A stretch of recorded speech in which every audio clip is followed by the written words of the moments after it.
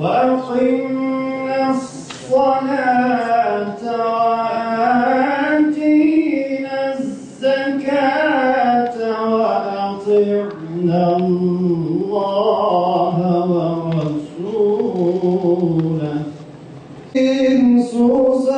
Susamıştı, bir yudum su aramıştı, hala yüreği yanmıştı.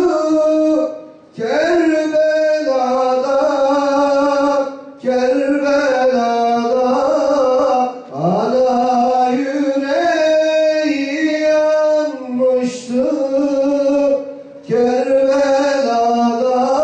Bingöllü kardeşlerimin Hazreti Hüseyin'e karşı, Ehl-i Beyt'e karşı öteden beri yüreklerinde bir sevda beslediklerini her daim gördüm.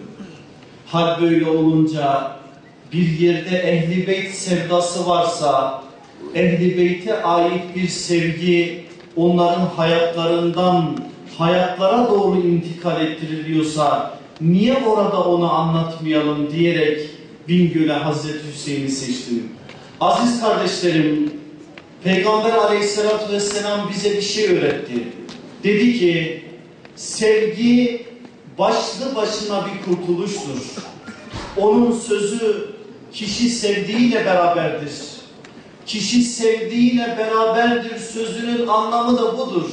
Sevgi adamı kurtarır.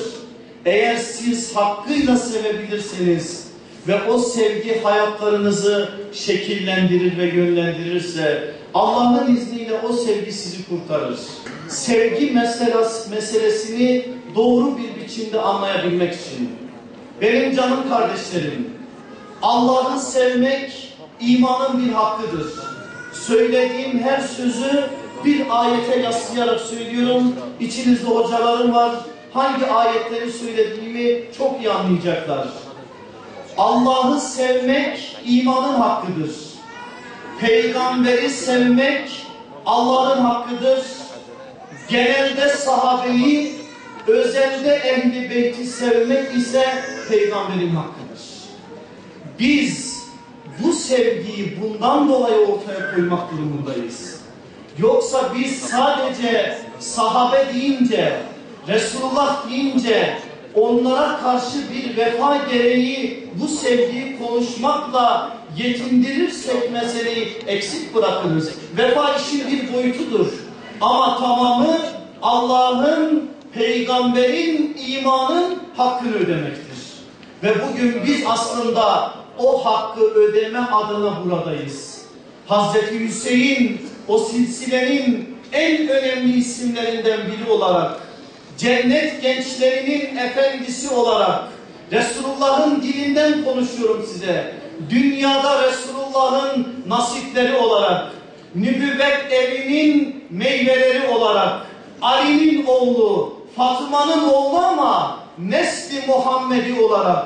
Çünkü Peygamber Aleyhisselatü Vesselam her peygamberin nesli kendindendir.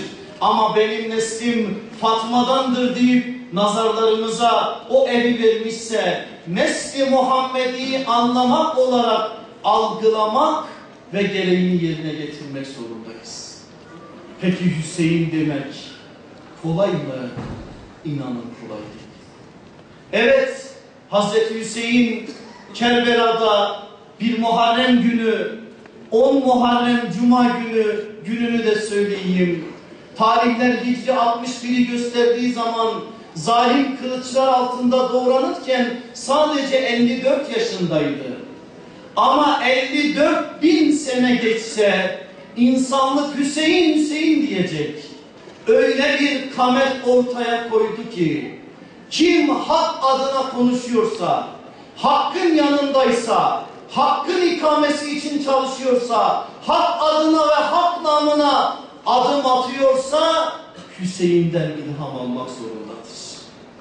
Adları değişmiş, adları başka şeyler olmuş.